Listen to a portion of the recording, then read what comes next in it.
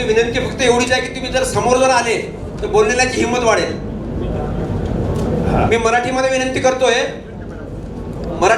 करतोय की आपण मागे बसल्याने थोडं समोर आलं म्हणजे बोलण्याला जरा जास्त हिंमत येईल, तुम्हाला समजायला चांगलं वाटेल, प्रभावीपणे ते बोलू शकतील. साहेब मी मराठीत बोललो, तुम्हाला समोर यायला विनंती केली. या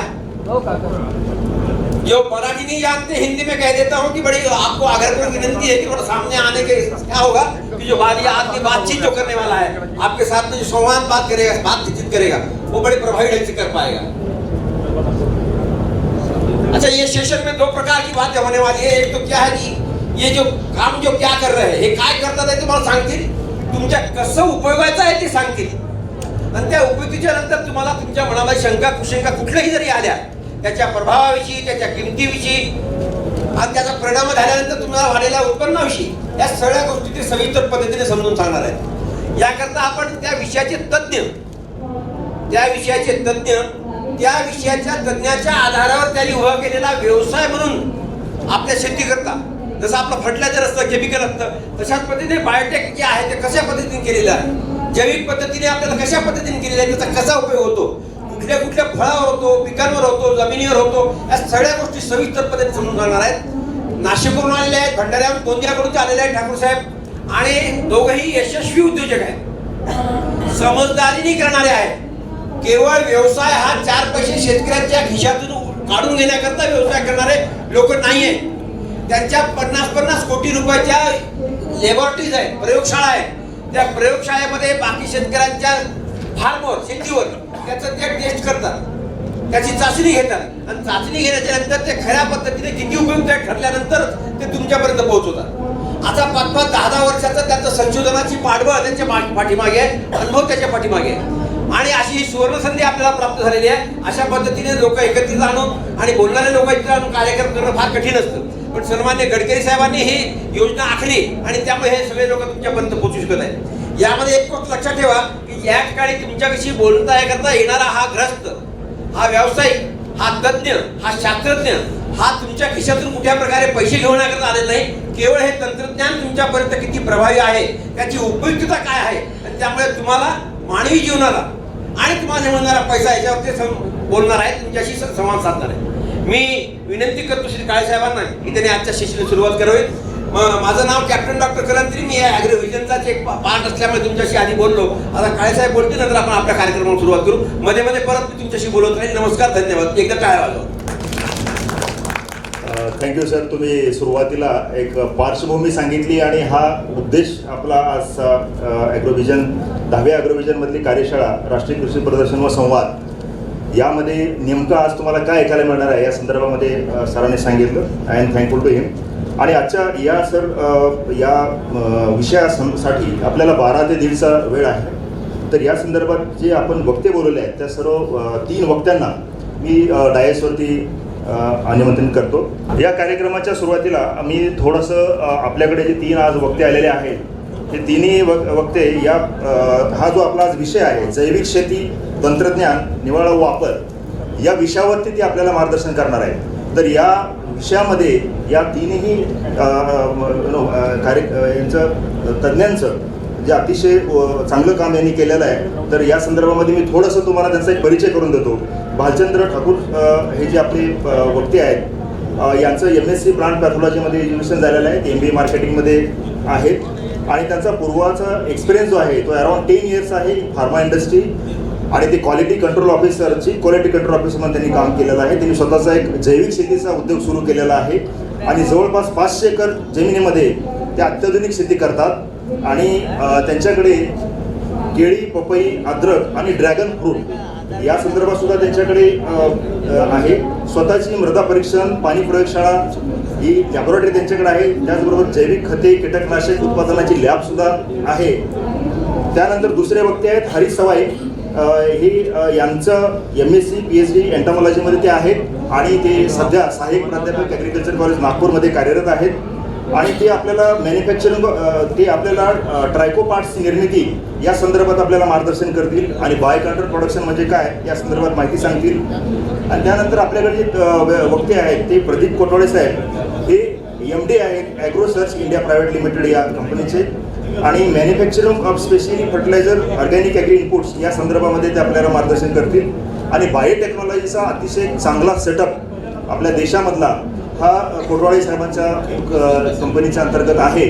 तर आपण जाणून घेऊया माहिती, यासाठी मी भालचंद्र ठाकूर साहेबांना विनंती करतो. ओके, यासाठी मी डॉक्टर प्रदीप कोटवाळे साहेबांना विनंती करतो की सरांनी या ठिकाणी येऊन आमच्या इथे जे फार्मर्स आलेले आहेत त्यांना मार्गदर्शन करावे. Sir please. नमस्कार. आजच्या ह्या ॲग्रो विजनच्या माध्यमातून आपण ह्या एका विशिष्ट अशा कार्यशाळेसाठी विदर्भातून प्रामुख्याने नागपूर जिल्ह्यातून इथं आलेला आहात. आजच्या ह्या कार्यशाळेसाठी उपस्थित माझ्याबरोबरच डॉक्टर हरीश सावई, त्याच्यानंतर श्री भालचंद्र ठाकूरजी, आजच्या या कार्यक्रमाचे आपले अध्यक्ष नवीन मालेवार सर, काळेसाहेब, आमचे गुरु डॉक्टर कॅप्टन कलत्री, माझे सहकारी बोरले साहेब, भारतजी आणि सर्व बंधूच आहेत, भगिनींनो.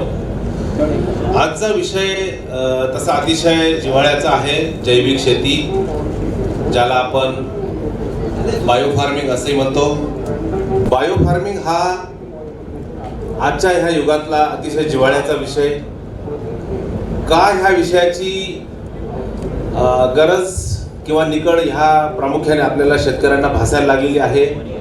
तर मित्रांनो, आपण गेल्या 2-3 दशकापासून ज्या पद्धतीची शेती करतो आहोत, जी प्रथा किंवा पद्धत प्रचलित झालेली आहे हरित क्रांतीनंतर, त्याच्यामध्ये प्रामुख्याने रासायनिक खतांचा वापर आणि रासायनिक कीटकनाशक बुरशीनाशकाचा वापर हा आपल्या शेतीचा अविभाज्य असा भाग झालेला आहे. आणि आपल्याला त्याची इतकी सवय पडलेली आहे की आपण त्याच्या पलीकडे काही आपणच शोधून काढलेल्या, आपल्याला किंबहुना आपल्या मागच्या पिढ्यांना माहिती असलेले अतिशय चांगले विषय आपण विसरलो आहोत काळाच्या ओघात. आणि आपण आपली जी एक मराठीत म्हण आहे, जुनं ते सोनं, त्यावर पुन्हा आपल्याला यायची ही गरज वेगवेगळ्या कारणांनी आपल्यावर आलेली आहे. आणि त्यात जी कारणं आहेत ती आपण जवळजवळ सगळ्यांनी अनुभवलेली आहे. आपल्या अतिरेकी रसायनांचा वापर, मग ती खतं असतील ज्याच्यामुळे जमिनीच्या आरोग्यावर परिणाम झाला, आणि कीटकनाशक असतील, बुरशीनाशक असतील, तणनाशक असतील, ज्याच्यामुळे आपल्या एकूणच पर्यावरणावर म्हणजे इकोसिस्टमवर अतिशय वाईट असा परिणाम झालेला आहे.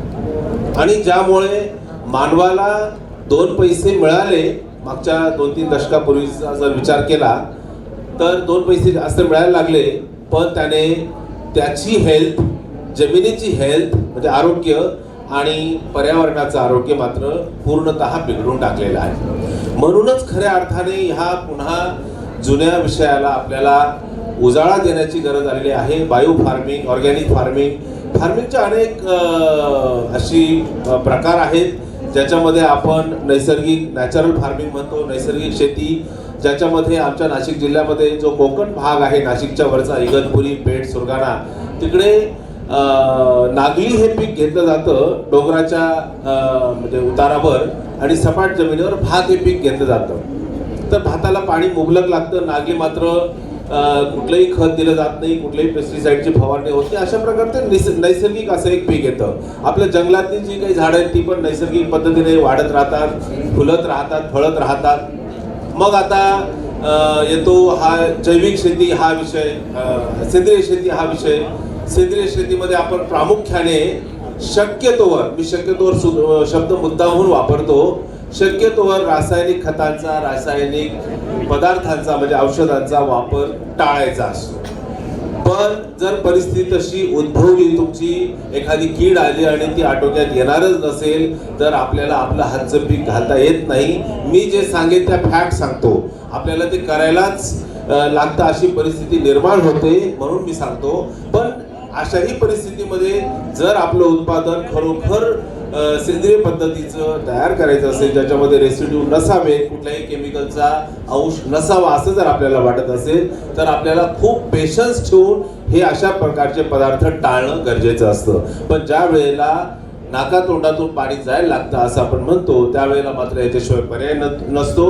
तेव्हा एखादी आपलं, कारण शेती आपण हा व्यवसाय म्हणून करतो, त्यामुळे अशा वेळेस तुम्हाला पर्याय नसतो. तर ह्या वेगवेगळ्या ज्या शेतीच्या पद्धती आहेत, मी काही याच्यावर फारसं जास्त सांगत नाही. तर ह्या सगळ्या पद्धतींमध्ये आपल्याला फक्त जैविक शेती, सेंद्रिय शेती ह्याच विषयावर बोलायचं आहे. ऑर्गॅनिकमध्येही बायो फार्मिंग, नॅचरल फार्मिंग ह्या सगळ्या पद्धती आहेत, तेही फार महत्त्वाचं नाही. आता बायो फार्मिंग किंवा जैविक शेती म्हणजे काय ते थोडंसं आपण समजून घेऊ. आत्ताच्या प्रचलित पद्धतीमध्ये आपण मगाशी सांगितल्याप्रमाणे ज्या गोष्टींचा थोडासा अतिरेक करायला लागलो आहोत, मग याच्यामध्ये आपलं अज्ञान असेल, आपल्याला त्या गोष्टींचा इन्स्टंट मिळणारा परिणाम म्हणून आपण त्याच्या मोहात पडलेलो आहोत असं म्हणा. या सगळ्या गोष्टींमध्ये आपण ह्या नवीन प्रकारच्या बायो फार्मिंग, ही नवीन नाही, ही जुनीच पद्धत आहे, पण तिला आता एक वेगळ्या पद्धतीचं जे संशोधन आता नवीन ह्या दशकामध्ये होतं आहे, त्याच्यामध्ये वेगवेगळ्या जैव रसायनांचा, मग ते जैविक खतं असतील किंवा जैविक कीड आणि बुरशीनाशक असतील, यांचं जे संशोधन झालंय, याची जी निर्मिती झालेली आहे, त्याचा ज्युडिशियस वापर करून, योग्य प्रकारे वापर करून आपल्या शेतीला योग्य दिशा देणे, आपल्या शेतीमध्ये रसायनांचा वापर न करणे असंच म्हणेन मी. पण मगाशी सांगितल्याप्रमाणे जर गरज पडली तर ती करायला लागते, ही फॅक्ट आहे. ही कदाचित आपल्या आजच्या विषयाचा भाग नसेल, परंतु ती काळाची गरज म्हणून आपल्याला करायला लागते. तर अशा प्रकारच्या ज्या काही गोष्टी आहेत त्या आपल्याला वापरायला लागतात आणि आपली शेती ही जैविक शेती म्हणून कशी करायची हे आपल्याला बघायला लागतं. यामध्ये मग तुमच्या वेगवेगळ्या बायो फर्टिलायझर, ज्याला आपण जैविक खतं असं म्हणतो, त्याचा वापर करायला लागतो. यामध्ये गेल्या 2 दशकापासून बऱ्याचशा संस्थांनी किंबहुना शासनाने पण, राज्य सरकार, केंद्र सरकार यांनी बऱ्याचशा प्रकारच्या अशा जैविक खतांवर मोठं काम केलेलं आहे. अगदी सबसिडी म्हणजे 100% सबसिडीच्या माध्यमातून सुद्धा आपल्यापर्यंत ही अशा प्रकारची खतं पोहोचवलेली आहेत, परंतु पाहिजे तसा त्याला प्रतिसाद मिळालेला नाही आणि हा विषय काळाच्या ओघात अजून मागे पडत गेला. परंतु पुढच्या दशकामध्ये ह्याशिवाय पर्याय नाही, हे सुद्धा आपल्याला समजून घेणं गरजेचं आहे. मग ह्या जैविक शेतीमध्ये आपल्याला या खतांबरोबरच वेगवेगळी जी जैविक रसायनं आहेत, मग ज्याच्यामध्ये काही एंटामोपॅथोजेनिक फंजाय असतील, काही एंटामोपॅथोजेनिक बॅक्टेरिया असतील, असे वेगवेगळे प्रकारचे जे काही जैविक बुरशी, जैविक जीवाणू, असे वेगवेगळे काही प्रकार आहेत. तर त्याचा वापर करून आपल्याला कीड आणि रोगाचं नियंत्रण म्हणण्यापेक्षा व्यवस्थापन कसं करायचं हे आपल्याला शिकायला लागणार आहे, हे आपल्याला बघायला लागणार आहे. बऱ्याचदा काही शेतकऱ्यांना प्रश्न पडतो की जैविक शेती करताना नेमकं मातीची निवड, म्हणजे शेतीची निवड कशी करावी, म्हणजे ती माती कशी असावी. मग मातीचे जे काही वेगवेगळे प्रकार आहेत, त्याच्यामध्ये ज्या जमिनीमध्ये दीर्घकाळ वापसा राहील, म्हणजे पाणी धरून ठेवण्याची ज्या जमिनीची क्षमता आहे, जिथं रेती आणि मुरूम कमीत कमी असेल, अशा पद्धतीची जी शेती आहे ती जैविक शेतीसाठी उपयुक्त आहे असं समजायचं. ज्या जमिनीमध्ये सेंद्रिय पदार्थांचा मुबलक असा वापर होऊ शकतो किंवा केलेला आहे, अशी जमीन त्याच्यासाठी योग्य असते. ज्या जमिनीचा सामू म्हणजे pH मर्यादित आहे, न्यूट्रल आहे, उदासीन आहे, 7च्या आसपास आहे, अशा प्रकारची जमीन ह्या जैविक शेतीसाठी उत्तम मानली जाते. कारण ताबडतोब निचरा होणारी, म्हणजे वालुकामय जमीन, मुरमाड जमीन असेल तर तुम्ही कितीही पाणी दिलं तर 24 तासात ते पाणी ड्रेन होऊन जातं आणि ती जमीन कोरडी होते. अशा जमिनीमध्ये तुम्ही जैविक शेती करू शकत नाही. त्यामुळे या जीवाणूंच्या वाढीसाठी ज्या 2 प्रामुख्याने गोष्टींची गरज आहे, जमिनीमध्ये आपण जे जीवाणू घालतो, मग ते खत म्हणून काम करतील किंवा किडी आणि रोगाच्या नियंत्रणासाठी काम करतील. तर ह्या 2 गोष्टी प्रामुख्याने लक्षात ठेवणं गरजेचं आहे की योग्य प्रमाणात त्या जमिनीची पाणी धारण करून ठेवण्याची क्षमता असावी आणि दुसरं, त्या जमिनीमध्ये सेंद्रिय पदार्थ योग्य प्रमाणात असावी. मग सेंद्रिय पदार्थाचा संबंध आपण सेंद्रिय कर्बाशी जोडतो, सेंद्रिय ऑर्गॅनिक कार्बनशी जोडतो. जेवढा ऑर्गॅनिक कार्बन जास्त असेल, सेंद्रिय कार्बन जास्त असेल, तेवढी त्या जमिनीची पाणी धरून ठेवण्याची क्षमता, तिची त्यामध्ये जीवाणूंना जे काही खाद्यपदार्थ लागतात तो विषय त्याच्यामध्ये जास्त असेल आणि अशा प्रकारची जमीन तुमच्या जैविक शेतीसाठी उत्तम मानली जाते असं मला वाटतं. मग या सगळ्या गोष्टींमध्ये तुमच्या जमिनीचं विश्लेषण करणं, सॉइल ॲनालिसिस करणं ही एक प्राथमिक बाब आहे. आज आम्ही बघतो, आम्ही इंडस्ट्री चालवताना बऱ्याच गोष्टी शेतकऱ्यांना प्रबोधन करत असताना आमच्या लक्षात येतं की शेतकरी हा सॉइल आणि वॉटर ॲनालिसिस, जमीन आणि पाण्याचं विश्लेषण करण्यासाठी अनभिज्ञ आहे, किंबहुना तो अनासक्त आहे. त्याला त्याचं महत्त्व अजूनही लक्षात येत नाही. त्याच्या पाठीमागे त्याची इच्छा नाही असंही नाही. त्याने जिथून अशा प्रकारचं काही शेतकऱ्यांनी जे विश्लेषण करून घेतलेलं आहे, एकतर त्याला ते समाधानकारक असा परिणाम मिळाला नाही, किंवा त्याच्यानंतर नेमकं काय करायचं अशा प्रकारची माझी जमीन आहे, तिचा मला जो काही रिझल्ट आहे तो मिळाला, पण पुढे काय करायचं याचं योग्य मार्गदर्शन न मिळाल्यामुळे त्याची कदाचित मनाची पुढे तयारी झाली नाही. आणि अशा बऱ्याच शेतकऱ्यांनी मृदा विश्लेषण म्हणजे सॉइल ॲनालिसिस नंतर पुढे केलेलं नाही. परंतु एक लक्षात ठेवा, ज्या शेतकऱ्यांना पुढे कमर्शियली शेती आपल्याला एक मोठा चांगला उद्योग म्हणून करायचा आहे, त्यांना ह्या शेतीचं, आपल्या मातीचं विश्लेषण करण्याशिवाय पर्याय नाही. कारण एक जरी घटक यामध्ये इम्बॅलन्स करणारा असला, तो आपल्याला जर माहीत झाला तर त्या जमिनीची जडणघडण आपण कशी करायची, कुठली खतं कमी घालायची, कुठली जास्त घालायची याची आपल्याला माहिती होते. आणि ह्या सगळ्या जमिनीचे जे काही भौतिक गुणधर्म आहेत, जमिनीचे जे काही रासायनिक गुणधर्म आहेत, जमिनीचे जे काही जैविक गुणधर्म आहेत त्याची माहिती होते. आणि त्या पद्धतीने आपल्याला आपल्या इनपुट्सच्या, निविष्ठांच्या वापरामध्ये आपल्याला एक प्रकारे गाईडलाईन्स मिळतात. म्हणून एक सदैव लक्षात ठेवायचं आहे की शक्यतोवर जमिनीचं पृथक्करण करून, सॉइल ॲनालिसिस करून, तज्ज्ञांचं मार्गदर्शन घेऊन पुढे आपल्याला काय काय करायचं आहे. कारण आपण कुठलं पीक घेणार आहोत हे खूप मॅटर करतं, खूप महत्त्वाचा विषय असतो. तुम्ही जर संत्रा घेणार असाल, केळी घेणार असाल, तर त्या केळी पिकासाठी पुढे टोटल न्यूट्रिशन मॅनेजमेंट कसं असावं, टोटल पेस्ट डिसीज मॅनेजमेंट कसं असावं, या सगळ्या गोष्टींच्या गाईडलाईन्स आपल्याला त्याच्यातून मिळत असतात. जसं आपलं आरोग्य तपासणीसाठी डॉक्टरांकडे गेल्यानंतर आपल्याला रक्त, लघवीच्या माध्यमातून त्यांना सगळ्या गोष्टी आपल्या शरीरातल्या कळतात, तसंच एक प्रकारे काहीसं हे जमिनीच्या आणि पाण्याच्या विश्लेषणातून तज्ज्ञांना कळत असतं. फक्त ते दाखवायचं, तो मात्र तज्ज्ञ असावा, त्या पर्टिक्युलर विषयातलं त्याला ज्ञान असावं, हे मात्र तेवढंच खरं आहे. मग ह्या रासायनिक गुणधर्मांमध्ये भौतिक गुणधर्म मी तुम्हाला मगाशी सांगितले, ज्याच्यामध्ये जमिनीची स्ट्रक्चर आलं, टेक्स्चर आलं, तिची पोरोसिटी आली म्हणजे सच्छिद्रता आली, तिचं कॅटायन एक्सचेंज कॅपॅसिटी आली, तिचा pH आला. त्या बऱ्याचशा गुणधर्मांनंतर मग हे जे केमिकल काही ॲनालिसिस आपण करतो, त्याच्यामध्ये ह्या सगळ्या वनस्पतीच्या, कुठल्याही पिकाच्या वाढीसाठी, पुनरुत्पादनासाठी आवश्यक असलेली जी काही 16 मूलद्रव्ये आहेत, त्यापैकी जी 13 मूलद्रव्ये आपण वेगवेगळ्या माध्यमातून देतो, कार्बन, हायड्रोजन, ऑक्सिजन सोडून, त्या सगळ्या अन्नद्रव्याचं संतुलित व्यवस्थापन कसं करावं. मी अधोरेखित करतो शब्द संतुलित, कारण आपल्याकडे एकच ट्रेंड आहे अजूनही बऱ्याचशा भागामध्ये की एकच कुठलं तरी अन्नद्रव्य द्यायचं आणि आपल्या शेतीला खतं घातली, असं अजूनही बऱ्याचशा काही भागामध्ये गैरसमज आहे. मग ते एकच अन्नद्रव्य म्हणजे फक्त युरिया घातला, फक्त सुपर फॉस्फेट घातलं म्हणजे खतं घातली, असा एक गोड गैरसमज आहे. कारण युरियाच्या माध्यमातून फक्त एकच अन्नद्रव्य जातं, ते म्हणजे नायट्रोजन.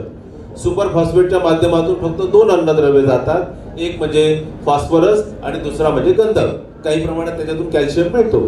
तर अशा प्रकारे उरलेली जी काही अन्नद्रव्ये आहेत, एकूण 13 अन्नद्रव्यांपैकी NPK, नंतर कॅल्शियम, मॅग्नेशियम, सल्फर आणि काही 6-7 सूक्ष्म अन्नद्रव्ये, याचा जोपर्यंत संतुलित वापर आपण करत नाही तोपर्यंत आपल्याला आपल्याला अपेक्षित असं उत्पादन येत नाही.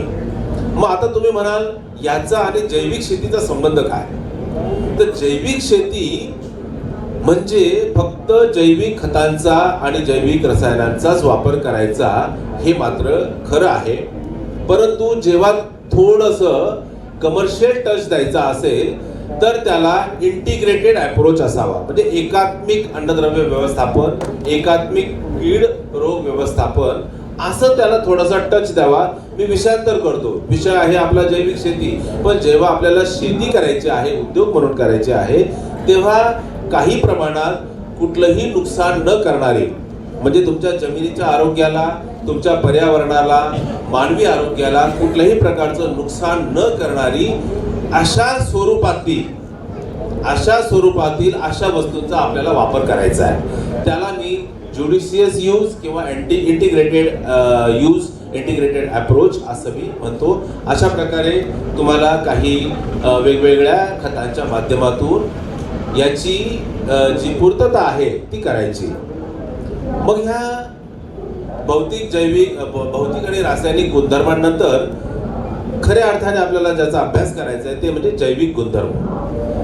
ह्या जमिनीमध्ये जसं आपण जमिनीच्या वरती राहतो, आपल्याला जर अगदी एखाद्या हिमशिखरावर तुम्ही मोठ्या डोंगरावर वरती पोहोचलात आणि तुम्हाला ऑक्सिजन कमी पडायला लागला, म्हणजे तुमच्या जगण्यासाठी, तुमच्या म्हणजे आपल्या जगण्यासाठी जशी ऑक्सिजनची गरज आहे तशी जमिनीच्या आतमध्ये ज्या पिकाची मुळं आहेत त्यांना सुद्धा ऑक्सिजनची गरज आहे. म्हणजेच ऑक्सिजन नंतर जर सफिशियंट प्रमाणात त्याला ऑक्सिजन मिळत असेल तर ते झाड अतिशय योग्य पद्धतीने वाढेल आणि त्या जमिनीचे जे काही भौतिक जैविक गुणधर्म आहेत ते जर उत्तम असतील तर ह्या सगळ्या जैविक घटकांची निर्मिती तिथं चांगली होईल. मग जैविक घटक म्हणजे समजा तुम्ही तुमच्या सोयाबीनला रायझोबियम नावाच्या एका जीवाणू संवर्धनाची ट्रीटमेंट केली, बीज प्रक्रिया केली. त्याच्यानंतर हे जे रायझोबियमचे जीवाणू आहेत हे त्या सोयाबीनच्या मुळांवर ज्या गाठी असतात त्याच्यामध्ये ते राहतात. त्याला सिम्बायोटिक रिलेशन असं म्हणतात. ते त्या पिकाकडनं काही घेत नाही, फक्त त्या मुळांच्या ज्या गाठी असतात त्यांना आपण त्याची घरं समजू, त्याच्यामध्ये फक्त ते राहतात आणि हवेतला जो नत्र आहे फुकटचा, आपण जे युरिया घालतो, अमोनियम सल्फेट घालतो, हे घालतो, ते घालतो, त्याच्याऐवजी हवेत जो काही मुबलक असा नत्र आहे तो हे जे जीवाणू आहेत हे शोषून घेतात आणि तिथं आपल्या पिकाला ते उपलब्ध करून देतात, कुठल्याही प्रकारचं नुकसान न करता. जेव्हा तुमचे जमिनीचे जैविक गुणधर्म चांगले असतील तेव्हाच हे शक्य आहे. तुमची जमीन जर कॉम्पॅक्ट असेल, एकदम कडक असेल, तिथं मुळांची वाढ नीट होत नाही. जमिनीमध्ये पाणीच नाही, पाहिजे तसा मॉइश्चर नाही, कमतरता आहे, मुळांची वाढ होणार नाही. पाहिजे त्या प्रमाणात जीवाणूंना वाढीसाठी सेंद्रिय पदार्थ नाहीत, ह्या जीवाणूंची वाढ होणार नाही, मुळांची वाढ होणार नाही, ते पर्यायाने पिकाची वाढ होणार नाही. तुमच्या जमिनीमध्ये सेंद्रिय पदार्थ योग्य प्रमाणात नसतील तर हे जे जीवाणू इकडे हे दाखवलेले अर्थवॉर्म दाखवलेले, गांडूळ दाखवलेले आहेत, हे गांडुळांची संख्या वाढणार नाही. पूर्वी आपणच भरपूर अनुभवलेलं आहे की आपल्या शेतीमध्ये प्रचंड गांडूळ होते, परंतु आपण जमिनीमध्ये आमच्या सारख्यांनी सुद्धा तुम्हाला सल्ला देऊन अनेक प्रकारची कीटकनाशकं, अनेक प्रकारची बुरशीनाशकं ज्यांचा अतिशय मोठ्या प्रमाणात असा विपरीत परिणाम यांच्या वाढीवर झाला, यांच्या पुनरुत्पादनावर झाला आणि आपल्या जमिनीमध्ये आता गांडूळ औषधालाही सापडत नाही. हा सगळा जो दुष्परिणाम होतो आहे हा आपल्या प्रचलित शेती पद्धतीचा होतोय. प्रचलित आपल्या जी काही वेगवेगळी रसायनं आपण वापरतो आहोत त्याचा होतो आहे आणि ह्या सगळ्या गोष्टींचा वापर आपल्याला कमी करणं ही काळाची गरज आहे. हा एक संदेश मी तुम्हाला देऊ इच्छितो. कदाचित ही देण्याची सुद्धा गरज नाही, कारण ते तुम्ही अनुभवत आहात, तुम्हाला माहिती आहे. वेळ खूप कमी असल्यामुळे जे काही टचिंग मुद्दे असतील तेवढेच घेतो. निरोगी मातीची वैशिष्ट्ये हे तुम्हाला मी सांगितलेलंच आहे. मातीचे आरोग्य सुधारण्यासाठी आता आवश्यक काय काय गोष्टी आहेत ते आपल्याला बघायचं आहे. त्यात बऱ्याच गोष्टी मी तुम्हाला सांगितलेल्याच आहेत. तुमच्या पोषण चक्राला मजबूत ठेवणे, म्हणजे जे काही अन्नद्रव्यांची गरज आहे पण ती वेगवेगळ्या माध्यमातून कशी पूर्तता करायची, आणि त्यातल्या त्यात जैविक शेती म्हटल्यानंतर जैविक खतांचा वापर. आता काही सूक्ष्म अन्नद्रव्ये सुद्धा अशी नॅनो टेक्नॉलॉजीची आलेली आहेत, काही वेगवेगळ्या सेंद्रिय चिलेट्सचा वापर करून निर्माण झालेले आहेत. अमायनो ॲसिड चिलेट्स असतील, लिग्नोसल्फोनेट चिलेट्स असतील, ज्याचा जमिनीवर, पाण्यावर, पर्यावरणावर कुठलाही दुष्परिणाम असा होत नाही, कारण तशा प्रकारची मूलद्रव्य मानव सुद्धा जेव्हा गरज पडते तेव्हा पोटात घेत असतो.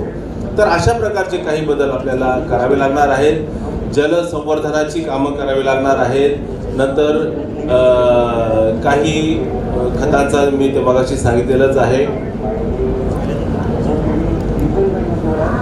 मित्रांनो, मातीमध्ये जी पोषक तत्व आहेत, जी मी तुम्हाला 13 अन्नद्रव्ये सांगितली, त्याच्यामध्ये जो काही जमिनीच्या बिघडलेल्या आरोग्यामुळे काही अन्नद्रव्यांचं जे असंतुलन होतं, एखादं अन्नद्रव्य जास्त झालं तर दुसऱ्याला ते सबसाईड करतं, दुसऱ्याला दाबतं आणि त्याला ते अवेलेबल होऊ देत नाही. त्याचं उत्तम उदाहरण म्हणजे जेव्हा तुम्ही फॉस्फरस युक्त कुठल्याही खताचा मोठ्या प्रमाणात वापर करता.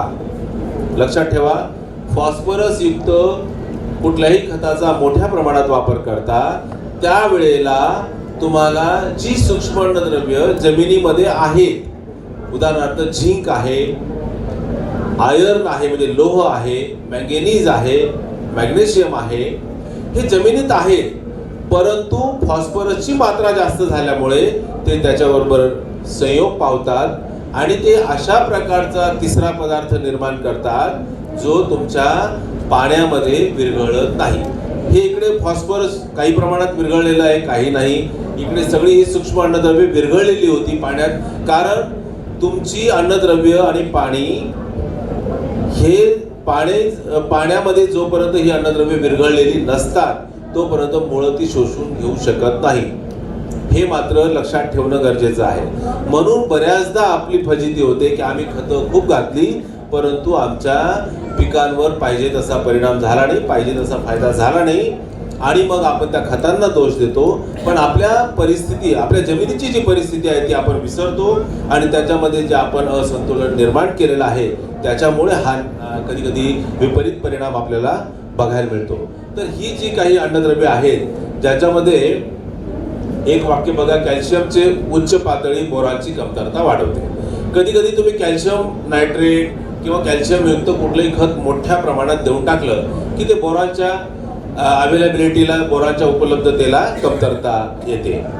बोरॉन शिवाय कॅल्शियम वाहून नेला जात नाही हे सुद्धा सत्य आहे, पण खूपच जास्त झाला तर तो बोरॉनला सुद्धा थांबवतो आणि बोरॉनची अवेलेबिलिटी होत नाही. याच्यामध्ये लक्षात ठेवण्यासारख्या या 2-3 गोष्टी आहेत की फॉस्फरस योग्य प्रमाणात द्यावा, नत्र योग्य प्रमाणात द्यावा. नत्रयुक्त खत म्हणजे आपल्या आवडीचं खत युरिया मोठ्या प्रमाणात देऊन आपण जमिनीचं प्रदूषण खूप वाढवतो आहोत, जमीन खूप खराब करतो आहोत. जमिनीचं आरोग्य बिघडवणारं सगळ्यात जर कोणी व्हिलन असेल खत जे आहे ते म्हणजे युरिया. बाकीच्या खतांचा इतका परिणाम होत नाही, पण युरियाचा मात्र मोठा विपरीत परिणाम आपल्या जमिनीवर होत असतो. आता आपण जैविक शेती करायची तर नेमकं काय करायचं हा एक सगळ्यात महत्त्वाचा विषय आहे. मी जरी हे सांगत असलो तरी प्रत्यक्ष अडचणी सुद्धा मला माहिती आहेत, ज्याच्यामध्ये इकडे उजव्या बाजूला तिकडे दाखवलेलं आहे की गांडूळ खतं वापरा. काही शेतकऱ्यांनी मोठ्या प्रमाणात सुरू केलेलं आहे गांडूळ खताची स्वतःची निर्मिती. असे बरेचसे युनिट पण मी बघितलेले आहेत. आम्ही ह्या अशा जैविक शेतीमध्ये आमचं एक नाशिकला मोठं बायोटेक्नॉलॉजी रिसर्च आणि कमर्शियल प्रोडक्शन सेंटर उभारलेलं आहे. तर ह्या माध्यमातून आपल्याला प्राधान्याने गांडूळ खत नसेल तर तुम्हाला मासळीचं खत, तो आपल्याकडे काही विषय नाही, तिकडे कोकणामध्ये मोठ्या प्रमाणात वापरलं जातं, किंवा सिटी कंपोस्ट असेल. आपल्या घरीच जर काही म्हशी जनावरं असतील तर त्याचं जे शेणखत तयार होतं, शेणखत असतं त्याचं योग्य पद्धतीने कंपोस्टिंग करून ते कुजवून चांगल्या पद्धतीचं कुजलेलं शेणखत हा सर्वोत्तम पर्याय आहे. त्याच्यानंतर हिरवळीचं खत आहे. हिरवळीचं खत सुद्धा आता शेतकरी विसरत चाललेला आहे, कारण ह्या स्पर्धेच्या युगामध्ये 2 पैसे जास्त मिळावे म्हणून तो तिन्ही हंगामात पिकं घेत असतो आणि जमिनीला विश्रांती देत नाही. ही काळाची गरज आहे, ही मान्य आहे. पण जेव्हा पुढच्या पिढीच्या तळहातावर आपल्याला ही शेती द्यायची असेल तर अशा प्रकारे आपण तयार केलेली नापीक जमीन देण्याला आपल्यालाच खूप मोठा त्रास होणार आहे पुढच्या पिढीच्या तळहातावर देताना. त्यामुळे हे दशक कदाचित आपल्याला आपली मानसिकता बदलावी लागणार आहे. आपल्याला जनावरं पाळावी लागणार आहेत किंवा शेणखत, कंपोस्ट खत, गांडूळ खत कुठून का असेना घ्यावं लागणार आहे. मला कल्पना आहे की जी हॉर्टिकल्चर पिकं आहेत त्याच्यासाठीच हे शक्य आहे. बाकी तुमची जी ज्या पिकांपासून फारसा पैसा मिळत नाही असं आपल्याला गेल्या 3-4 वर्षापासून अनुभवतो आहोत. ह्या फॅक्ट आहेत, हेही मान्य आहेत. परंतु आपल्याला पिकं बदलावी लागणार आहेत की काय ते सुद्धा बघावं लागणार आहे. किंवा तेच पीक असेल, कपाशीच असेल तर जमिनीचं आरोग्य अबाधित ठेवून आपल्याला एकरी उत्पादन वाढवायला कुठे कुठे स्कोप आहे हे बघावं लागणार आहे. खर्च हा नेहमीच आपल्या चर्चेचा विषय असतो. शेतीचा खर्च खूप वाढत चाललेला आहे, तेवढं सत्य आहे. उत्पादन तेवढं वाढत नाही. उत्पादन वाढलं तरी त्याला बाजारभाव तेवढा मिळत नाही, जेणेकरून आपलं अर्थशास्त्र जुळत नाही, हेही सत्य आहे. परंतु त्यातल्या त्यात आपल्या आवाक्यातली ज्या गोष्टी आहेत त्या आपल्याला वापरायच्या आहेत. मग इकडे मगाशी दाखवल्याप्रमाणे ह्या सगळ्या गोष्टी आल्या. आता याच्यामध्ये जैविक खतांमध्ये मायकोरायझा हा एक विषय दाखवलेला आहे. तर मायकोरायझा ही एक बुरशी आहे, एम फंजाय असं त्याला आपण म्हणतो. ही बुरशी जमिनीत तुम्ही स्फुरद आणि काही सूक्ष्म अन्नद्रव्य ह्यांच्या मायकोरायझाच्या वापरामुळे तुमच्या मुळांचा विकास चांगला होतो. आणि ही मायकोरायझा नावाची जी बुरशी आहे ती लांबूनपर्यंत अन्नद्रव्य खेचून घेण्याची तिच्यामध्ये क्षमता आहे. अतिशय माफक खर्चामध्ये, थोड्या खर्चामध्ये तुमच्या जमिनीचं आरोग्य अबाधित ठेवून तुमच्या रासायनिक खतांचा वापर खूप कमी करून ही हे जे बायो फर्टिलायझर आहे, जैविक खत ज्याला आपण म्हणतो, हे तुमचं उत्पादन वाढवायला, जमिनीचं आरोग्य. मित्रांनो, आपल्याला फक्त उत्पादन वाढवायचं नाही, आपल्याला जशी आपल्या आरोग्याची काळजी आहे, आपल्या घरातल्या, आपल्या कुटुंबातल्या सगळ्या व्यक्तींच्या आरोग्याची काळजी आहे, तशीच आपल्याला जमिनीच्या आरोग्याची काळजी घ्यायची आहे. पुन्हा पुन्हा आपल्याला ह्याच विषयावर फोकस करायचा आहे की आपल्याला आपल्याकडे असलेल्या जमिनीची, आपल्याला तिच्या आरोग्याची काळजी घ्यायची आहे. त्यामुळे काही बदल टप्प्याटप्प्याने, एका रात्रीत आपण सगळे बदल करू शकत नाही. आपल्या जमिनीला आणि आपल्यालाही ती सवय झालेली आहे वेगवेगळ्या खतांची, औषधांचा वापर करण्याची. त्याच्यामध्ये जेवढं शक्य होईल तेवढा बदल करत करत आपल्याला पुढच्या 2-3 वर्षामध्ये अशा प्रकारच्या शेतीवर शिफ्ट होण्याशिवाय पर्याय नाही. तर मित्रांनो, बाकीचे ज्या काही गोष्टी आहेत, तुम्ही पेस्ट आणि डिसीज मॅनेजमेंटसाठी ज्या काही गोष्टी करायच्या त्या इथं काही दिलेल्या आहेत. जसं दशपर्णी अर्काचा वापर करायचा, निंबोळी अर्काचा वापर करायचा, करंज अर्काचा वापर करायचा, वेगवेगळ्या गोष्टी आहेत. पण तेही आपल्याला बऱ्याच शेतकऱ्यांना इन्स्टंट पाहिजे असल्यामुळे शक्य होत नाही.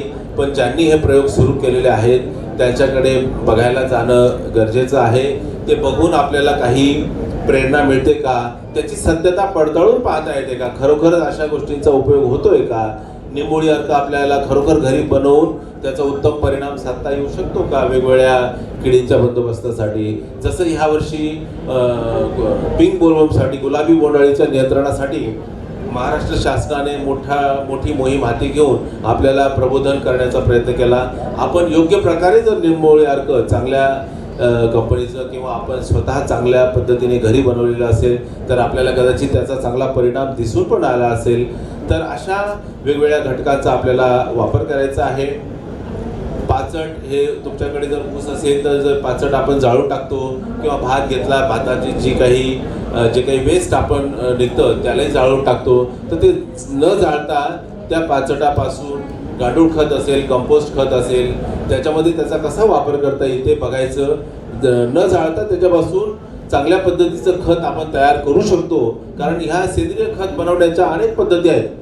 जसं तुमच्या यवतमाळ जिल्ह्यामधून एक सद्गृहस्थ जे आहेत नारायण देवराव पांडे त्यांनी नाडेप जी पद्धत ती विकसित केलेली आहे, अगदी साधी सोपी आहे आणि त्या पद्धतीद्वारे त्यांनी जी सेंद्रिय खत तयार करण्याची एक प्रकारे आपल्याला शिकवत दिलेली आहे, तशा पद्धतीने आपण त्याच्यात पालापाचोळा हे काय आपलं निर्माण होतं, थोडंसं शेण, कारण आपल्याकडे जास्त जनावरं नाहीत म्हटल्यावर आहे त्यांच्यातून कसं आपल्याला हे साध्य करता येईल हे आपल्याला बघायचं आहे. आणि अशा प्रकारची सेंद्रिय खतं, कारण सेंद्रिय खतं ही विकत घेण्याची बाब नाही. विकत घेऊन जे सेंद्रिय खतं विकत घेऊन जे शेती करतात ते शेतकरी नसतात मुळातच, ते वेगळ्या व्यवसायातले लोक असतात, त्यांच्याकडे मुबलक पैसा असतो म्हणून ते करू शकतात. शेतकरी एवढा प्रचंड पैसा, कारण सेंद्रिय खताची गरज ही खूप असते. ही भर खतं आहे, भरभरून द्यायची आहे, ही भर खतं नाही थोडी थोडी देण्याची. त्यामुळे ही जेव्हा भरभरून देण्याची आपल्याला गरज असते त्यावेळेला ती निर्माण करण्यासाठी सुद्धा साध्या सोप्या पद्धती आपल्याला आपल्या शेतावर अवलंबायच्या आहेत आणि तशा प्रकारची खतं आपल्याला निर्माण करायची. निंबोळी अर्क कसा बनवायचा मी इथं काही सांगणार नाही ते, कारण हा जो विषय आहे खूप मोठा आहे. मला मिळालेल्या 30 मिनिटांमधून मला काही छोट्या मोठ्या गोष्टी तुम्हाला फक्त दाखवून द्यायच्या आहेत. हे नाडेप कंपोस्ट हे जे युनिट आहे हे विटांनी बनवलेलं आहे. आतमध्ये त्याला आजूबाजूला काही विटा लावलेल्या नाहीत, जेणेकरून त्या आतमधल्या खताला हवा मिळेल आणि ते जेव्हा कंपोस्टिंग सुरू असतं त्याच्यामध्ये उष्णता निर्माण होते, ते गरम होत जातं आणि एका ठराविक लेवलला ते टेम्परेचर पोहोचलं की त्याचं कंपोस्टिंग थांबतं, कारण त्या जीवाणूंची वाढ थांबते. मग अशा वेळेला जर हवा खेळती असेल तर आतमधलं जे मटेरियल आहे ज्याला आपल्याला कुजवायचं आहे ते थोडंसं कूल होत राहील आणि आपलं कंपोस्टिंग वेगाने होईल.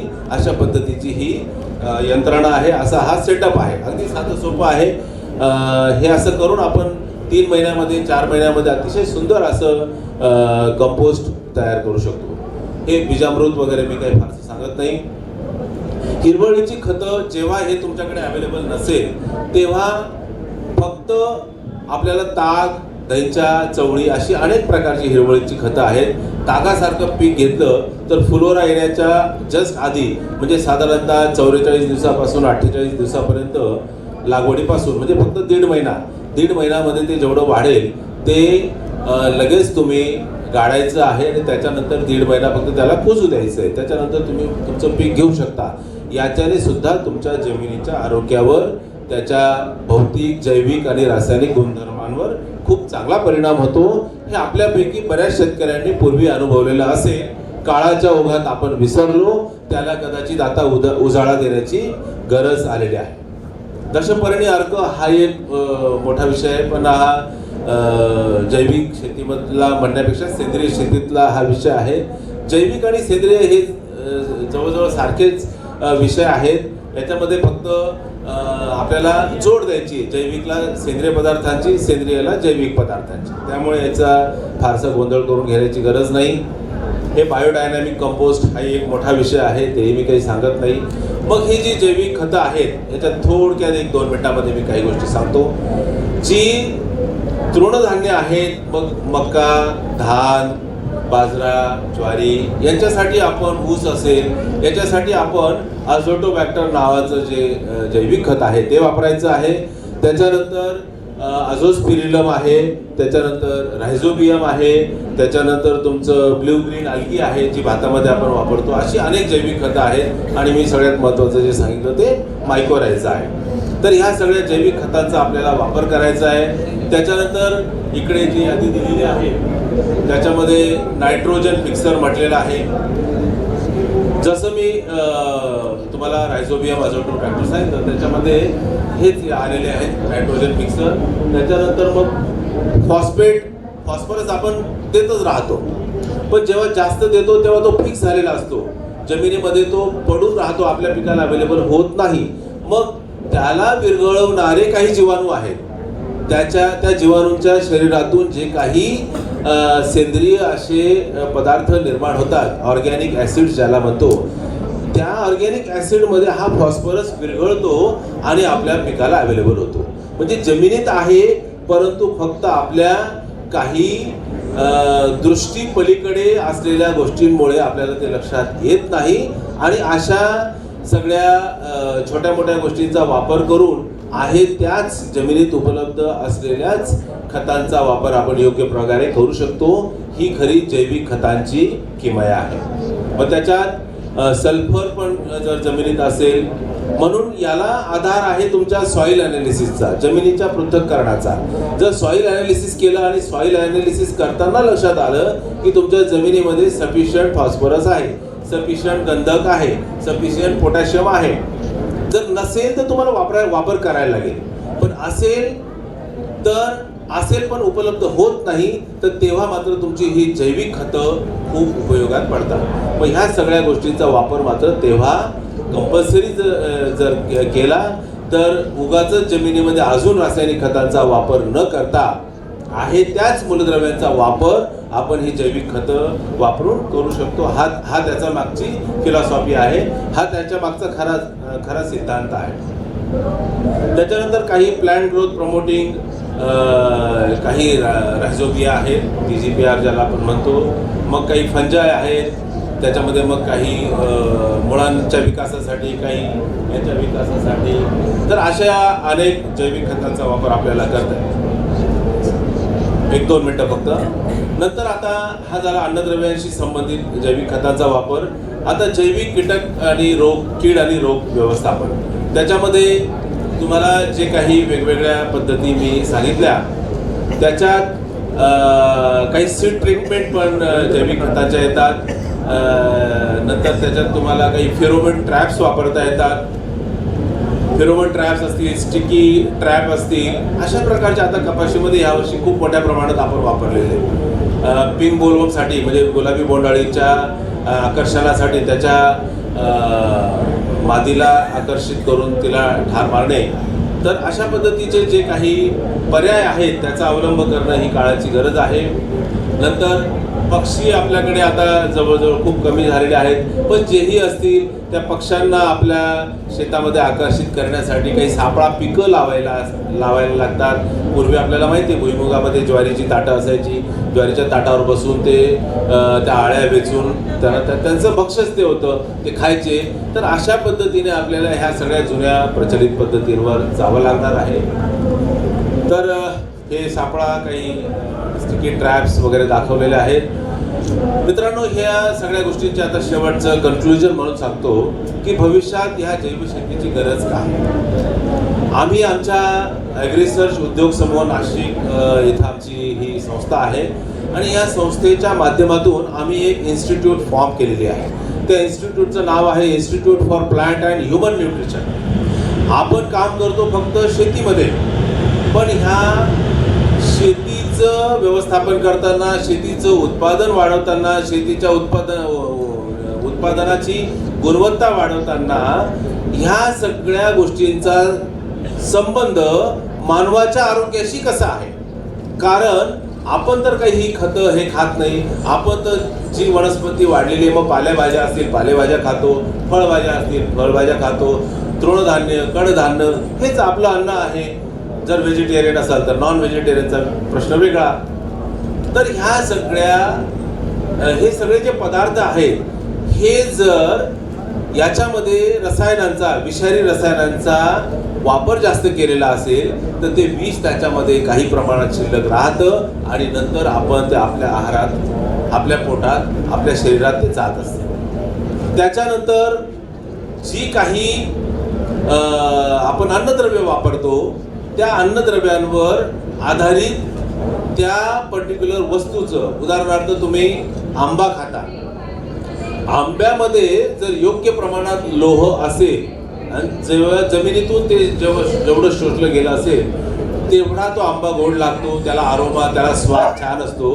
तर अशा प्रकारे न्यूट्रिशनली रिच म्हणजे त्याची जी न्यूट्रिटिव्ह व्हॅल्यू होते, टोमॅटो असेल की ज्वारी असेल, बाजरी असेल, धान असेल, त्या धानमध्ये सुद्धा जर योग्य प्रमाणात झिंक, योग्य प्रमाणात आयर्न असेल तर तो आपल्या सकस अन्न म्हणून आपल्या ते उपयोगात अन्न आहे. अन्यथा ते फक्त पोट भरायचं म्हणून आपण ते अन्न घेणार. तर पोट भरणं हा एकच विषय नाही, त्याच्यामध्ये आपल्याला हे जी सगळी अन्नद्रव्ये आहेत ही मुळातच आपल्याला मिळावी म्हणून आपल्याला ह्या काही गोष्टी मध्ये बदल करायचा आहे. आणि आम्ही शेतकऱ्यांसाठी ह्या इन्स्टिट्यूटच्या माध्यमातून प्रबोधनाचे अनेक असे प्रशिक्षण वर्ग डिझाईन केलेले आहेत. आमच्याबरोबर अनेक शास्त्रज्ञ या विषयातले एक्सपर्ट जे आहेत ते काम करणार आहेत. आणि पुढच्या आपली ही नैतिक जबाबदारी आहे की पुढच्या पिढीसाठी, पुढच्या पिढीला जर तुम्ही असं अशक्त ठेवणार असाल तर आपण फार मोठा गुन्हा करणार आहोत. आपल्याला आपल्या समोर त्यांच्याकडे बघताना, त्याची प्रकृती बघताना आपल्याला कदाचित खूप वेदना होणार आहे, त्रास होणार आहे. म्हणून त्यांना फिजिकली, मेंटली फिट बघण्यासाठी आपल्याला आपल्या ह्या काही पद्धतींमध्ये बदल करायचं बंधनकारक आहे. ह्या सगळ्या गोष्टींचा खूप मोठा विषय असल्यामुळे मला वेळ संपलेला आहे.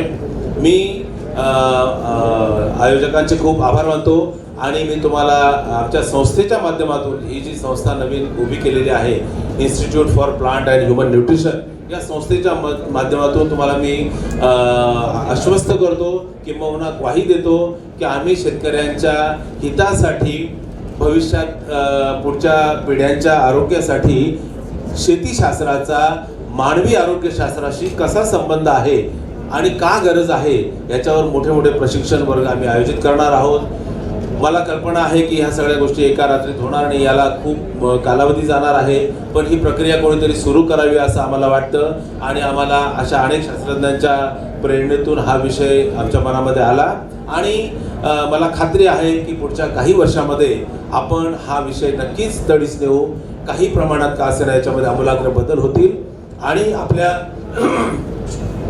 प्रचलित शेती पद्धतीमध्ये काही बदल करून आपल्याला ह्या जैविक शेतीवर कॉन्सन्ट्रेट करून आपल्याला सकस आणि आरोग्यदायी अन्न निर्मिती करायची आहे. मी पुनश्च एकदा सगळ्यांचे आभार मानतो आणि मी माझे 2 शब्द संपवतो. धन्यवाद. थँक्यू. कोठवाडे साहेबांचे मी आभार व्यक्त करतो. त्यांनी जैविक शेती करताना प्रथम मृदा विश्लेषण करणे गरजेचे असून मातीचे आरोग्य व सेंद्रिय खत या संदर्भात माहिती सांगितली. तर आता यामध्ये मला एक फार्मरला, म्हणजे शेतकऱ्यांना तुमच्या मनामध्ये काय प्रश्न असतील तर ते तुम्ही प्रश्न विचारू शकता प्लीज. ठीक आहे. याच्यानंतर मग मी मालेवर साहेबांना विनंती करतो की सरांनी कोठवाडे साहेबांना मोमेंटो देऊन सन्मानित करावं. आपण क्वेश्चन आन्सर शेवटी घेऊया. यानंतर मी पुढील वक्ते डॉक्टर हरीश सवाई यांना निमंत्रित करतो. सरांचं MSc एंटोमॉलॉजीमध्ये PhD आहे सरांची आणि बायो कंट्रोल प्रोडक्शन संदर्भात ते माहिती सांगतील आणि ट्रायकोपार्टची निर्मिती या संदर्भामध्ये तुम्हाला मार्गदर्शन करतील. तर सरांना मी विनंती करतो की सरांनी आपलं प्रेझेंटेशन सुरू करावं आणि त्याचबरोबर विनंती आहे की टाईम लिमिट थोडं 30 मिनिट्स आहे प्लीज. धन्यवाद. आजच्या या प्रशिक्षण वर्गाला उपस्थित आदरणीय मंच, तसेच आमचे आदरणीय गुरुवर्य doctor Kalantri sir, professor Gawande sir आणि सगळे आदरणीय काही मोठे प्रगतिशील शेतकरी पण इथं बसलेले आहेत, काही नवयुवक पण बसलेले आहेत. आजचा आपला जो विषय आहे जैविक कीड व्यवस्थापन, याबद्दल मी तुम्हाला काही माहिती देणार आहे. मी कृषी महाविद्यालय नागपूर येथे सहाय्यक प्राध्यापक म्हणून काम करतो आहे. माझ्याकडे जैविक कीड निर्मितीची प्रयोगशाळा आहे. त्याबाबतची थोडी माहिती तुमच्यापर्यंत पोहोचेल आणि तुम्ही इथून जाताना काहीतरी आपल्याला करण्याची एक अभिलाषा तयार होऊन जाईल हे विश्वास व्यक्त करतो. आता सरांनी सांगितल्याप्रमाणे मी त्याच्यावर डबल हे नाही करणार आहे, परंतु या जैविकवरती आलेलो आहे. म्हणजेच हा एकात्मिक कीड व्यवस्थापनाचा एक प्रकार आहे. जैविक कीड म्हणजेच एकात्मिक कीड व्यवस्थापनाची एक छोटीशी पद्धत. त्याच्यामध्ये वेगवेगळ्या पद्धतीमध्ये आपल्याला जावं लागतं. ते एक मशागती पद्धती असतात, भौतिक पद्धती, तांत्रिक पद्धती आणि मग जैविक पद्धती आणि रासायनिक पद्धती. रासायनिक पद्धतीचा वापर पण हा एकात्मिक कीड व्यवस्थापनामध्ये घेतलेला आहे. परंतु तो काही प्रमाणात आज आपण काय झालेलं आहे, शेतकरी बांधव आपणच त्याचे गुन्हेगार आहात की आपण रासायनिक कीटकनाशकाचा अविवेकी वापर चालू केलेला आहे. त्याच्यामुळे अन्नांमध्ये जे विषारी अंश शिल्लक राहून राहिलेले आहे, त्याच्यामुळे येणारे जे रोगराई आहे हे पण आपल्याला कुठेतरी नियंत्रित आणावं लागणार आहे. त्या दृष्टिकोनातून आपण रासायनिक कीटकनाशकाचा कसा वापर कमी करता येईल आणि जैविक पद्धतीवर कसा भर देता येईल ह्याच्यावर विचार करण्याची आवश्यकता आहे. दुसरी गोष्ट महत्त्वाची आहे की उत्पादन वाढलेलं आहे, उत्पादन कमी नाही होत आहे, उत्पन्न आपलं कमी होत आहे. ते उत्पन्न कसं वाढवता येईल त्या दृष्टिकोनातून आपल्याला विचार करण्याची खूप आजची नितांत गरज आहे. शेतकरी बांधव याच्यावर विचार करा की आपलं रासायनिक कीटकनाशकांवर किंवा रासायनिक जे काही निविष्ट आहे ह्याच्यावर किती खर्च होतोय आणि जैविक पद्धतीवर कमी प्रमाणात खर्च होऊन पण आपल्या एका आळसपणामुळे हे आपण जैविक पद्धतीचा वापर करणं टाळतोय. तर हे कुठेतरी आता बदलावं लागणार आहे आणि येणाऱ्या काळामध्ये आपल्याला या गोष्टीवरती भर द्यावा लागणार आहे. तर या हिशोबाने आताच निंबोळी अर्काचा वापर समजा जैविक पद्धतीमध्ये आपण जेव्हा विचार करतो की निंबोळी अर्काचा वापर पहिले 50-60 वर्ष अगोदरची टेक्नॉलॉजी आहे, आज पण आपण वापरतोय, ते तंत्र आज पण चालू आहे, पण आज त्याची आळसपणा शेतकरी बांधव तुम्हाला सांगितलं तरी पण तुम्ही गोळा करणार नाही. आपण हा विचार करतो की कसं आपल्याला निंबोळीचा अर्क भेटेल किंवा कोणतं रासायनिक कीटकनाशक भेटेल आणि कसं मी निंबोळी अर्काच्या व्यतिरिक्त रासायनिक कीटकनाशकाचा वापर करू, परंतु याचा दुष्परिणाम काय हे आम्हाला लक्षात येते आहे. आमच्या संशोधनातून आम्हाला लक्षात येते आहे की रासायनिक कीटकनाशकाने होणारा जो प्रकोप आहे हे पण आपल्याला निंबोळी अर्कासारखे जे ॲझॅडिरेक्टिन सारखे त्यांच्यात असणारे घटक हे आपल्याला समजा त्या किडींना दूर राहत असतील तर कमी खर्चामध्ये आपण चांगला वापर करू शकतो. तर निंबोळी अर्काचा वापर आणि यावर्षी सगळ्या पिकांमध्ये निंबोळी अर्काचा वापर करण्यात आला आहे. आता ही वेळ गेलेली नाही, येणाऱ्या हंगामामध्ये आपण निंबोळी जमा करून त्याचा निंबोळीचा अर्क आपल्या घरी बनवून आणि त्याला 2-2, 3-3 महिने ठेवून आणि मग नंतर फवारणी करून चुकून पण तसं करू नका. कारण काही शेतकऱ्यांचे असे पण आम्हाला प्रश्न आले की साहेब निंबोळी अर्काने काहीच होत नाही. त्यांचं म्हणणं आहे की आम्ही 5-5, 6-6 महिने ते साठवून ठेवलं, त्याचा फायदा नाही होत. लगेच अर्क बनवायचा आहे आणि लगेच आपल्याला शेतामध्ये त्याची फवारणी करायला पाहिजे. तर अशा प्रकारच्या निंबोळी अर्कामध्ये असणारे जे गुणधर्म आहेत किंवा किडींच्या झाडांवरील खाणे संपुष्टात येते. दुसरं की ॲझॅडिरेक्टिनच्या वासाने कीटकांच्या माद्या ज्या असतात त्या दूर पडतात आणि अंडे घालण्याची टाळतात. तसेच त्यांची वाढीवर समजा अंडी टाकली आणि त्याच्यातून अळी निघाली तर त्याची काट टाकण्यावरचे परिणाम आपल्याला दिसून आलेले आहेत. तसेच अंडी घातले किंवा अंडी टाकतील परंतु ते उगवण्याचं प्रमाण पण हा क्षमतेने कमी होऊन जाईल आणि त्याचं आयुष्य पण कमी होऊन जाईल आणि लिंग आकर्षण कमी होते. एवढे काही घटक, एवढे काही परिणाम चांगल्या प्रकारे आपल्याला एक निंबोळी अर्काने भेटत आहे. तर का आपण रासायनिक खताच्या मागे जातोय, कीटकनाशकाच्या मागे जातोय? कारण हे सगळे गुणधर्म आम्ही आमच्या संशोधनात्मक वृत्तीतून आम्ही जेव्हा संशोधन करतो या सगळ्या गोष्टी आम्हाला दिसतात. ह्याला आम्हाला 3-3, 5-5, 8-8 वर्ष लागतात एका किडींचं निरीक्षण घेण्यासाठी, एका घटकांचं निरीक्षण घेण्यासाठी. तेव्हा आम्ही तुमच्यापर्यंत येतो, पण तरी पण शेतकरी बांधव आपण ऐकत नाही. आणि हे आजची म्हणजे अवस्था आहे आणि हे आम्ही डोळ्यांनी बघत आहे की कृपया करून ह्याच्यावर थोडासा भर देण्यात यावा. निंबोळी अर्क तयार करण्याची पद्धत आहे हे पण आपल्याला आता सरांनी सांगितलेलं आहे की चांगल्या तऱ्हेने साठवलेल्या निंबोळ्या घ्या, फवारणी करायच्या आदल्या दिवशी त्या कुठून बारीक चुरा करा.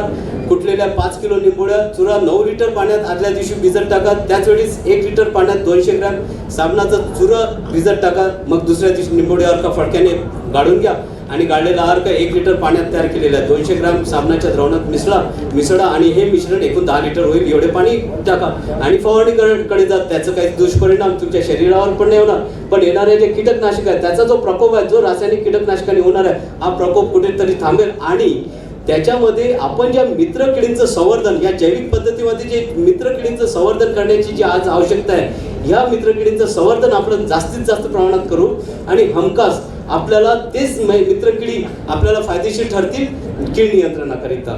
तर अशा प्रकारच्या कीटकनाशकाचा समजा वापर केला तर हमखास आपल्याला फायदा होऊ शकते. दुसरी बाब म्हणजे जैविक कीड नियंत्रण. जैविक कीड नियंत्रणामध्ये आपण बघतो की मित्रकिडी आहे, परोपजीवी मित्रकिडी आहे, परभक्षी कीटक आहेत, अशा वेगवेगळ्या कीटकांचा वापर, पण ह्याच्याकडे आपण दुर्लक्षित जातो. एक सोपा उदाहरण देतोय.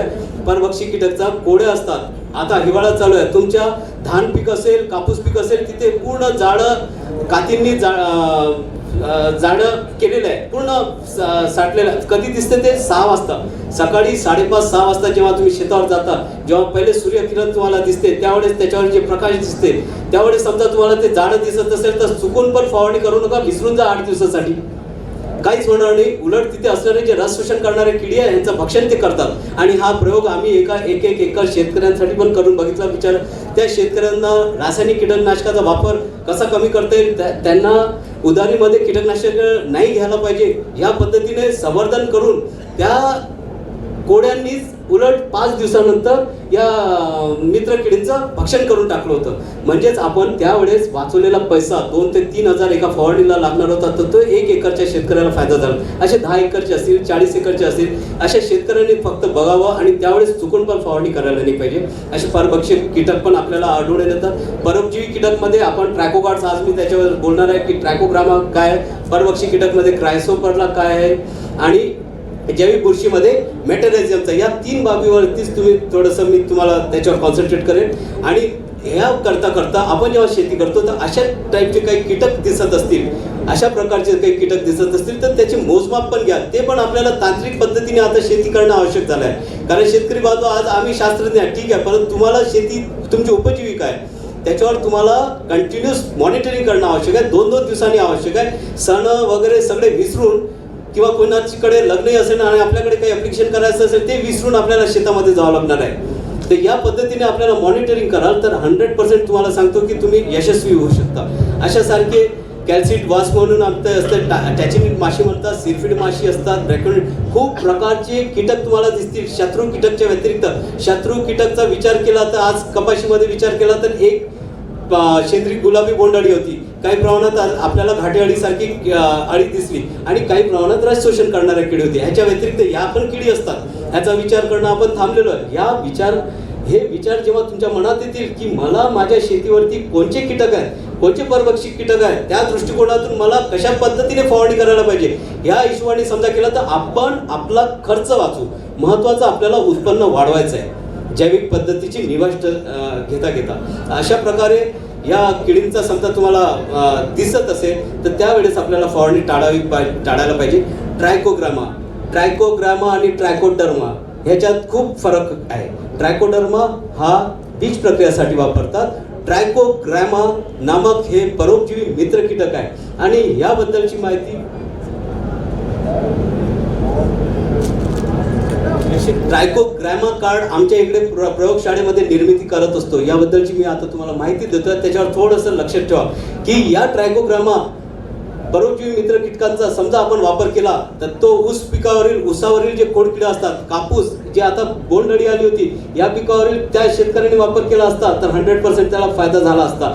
100% मी सांगतो, म्हणजे एकदम नष्ट नाही होत. कधीच 5% 2% आपल्याला कीटक दिसतीलच बोंड, परंतु चांगल्या प्रकारे आपण त्याचं उपाययोजना करून आपला जो खर्च आहे तो टाळला असतात. अशा सारख्या कार्डचा वापर समजा आपण केला. ट्रायकोग्रामा जॅपोनिकम धान पिकावरील जो खोडकिडा आहे, खोडकिडाचे गाभेमार आणते, गाभेमारानंतर जो पिसोरा येतो, अशा प्रकारचा जो पिसोरा असतो तो धान पिकावरील जे खोडकिडावरती वापरण्यात येणारे ट्रायकोग्रामा जॅपोनिकम या मित्र कीटकांचा समजा आपण या कार्डचा वापर केला तर हमखास आपल्याला फायदा होतो. आणि हे रासायनिक कीटकनाशकासारखं नाही आहे की मी आज लावले कार्ड आणि मला काही त्याचे रिझल्ट दिसतील, असं नाही.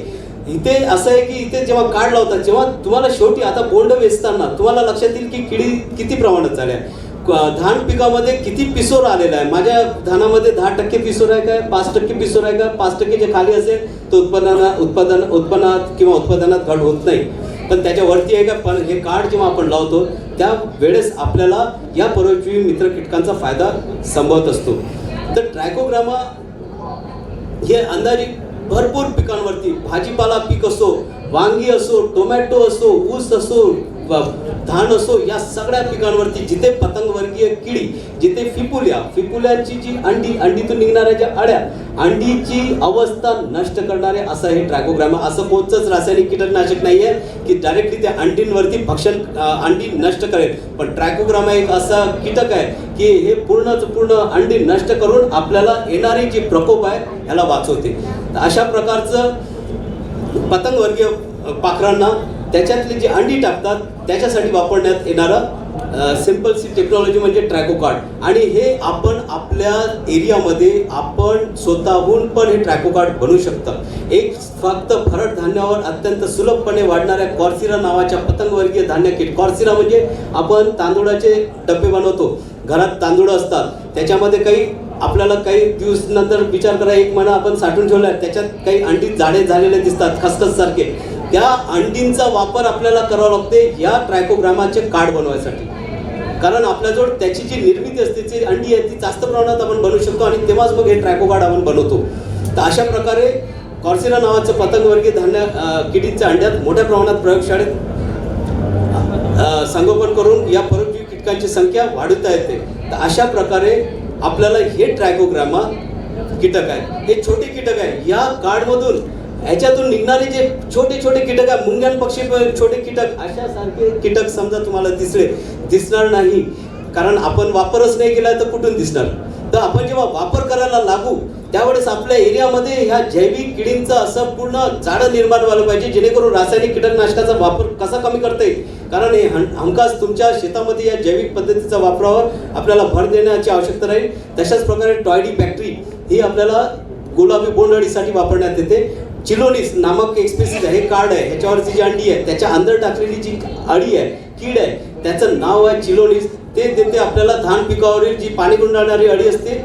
आणि तसंच जॅपोनिकम हे धान पिकावरील खोड किडींसाठी वापरण्यात येणाऱ्या एक परोपजीवी मित्र कीटकांचा वापर.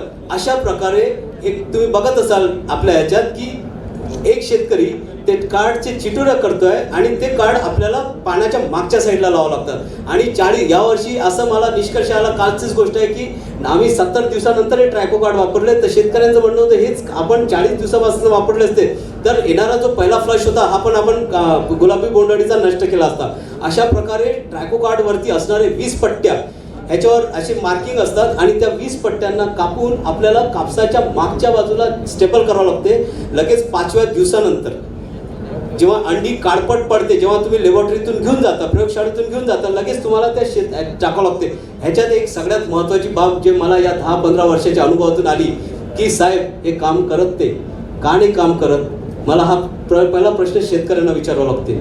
आपण ज्या टेक्नॉलॉजीच्या हिशोबाने आम्ही म्हटलं की 8-8 दिवसांनी तुम्हाला शेतामध्ये ह्याचा रिलीज करायचा आहे, तर काही शेतकऱ्यांचं पहिले काळात असं होतं की 8 दिवसाच्या नंतर आपण जाऊ, आपण बाहेरची कामं करू आणि नंतर वापरू. 10 दिवसांनी फ्रीजमध्ये ठेवलं, 10 दिवसांनी वापरलं, फ्रीजमध्ये नाही ठेवलं तरी शेतामध्ये नेलं, असं नाही चालणार.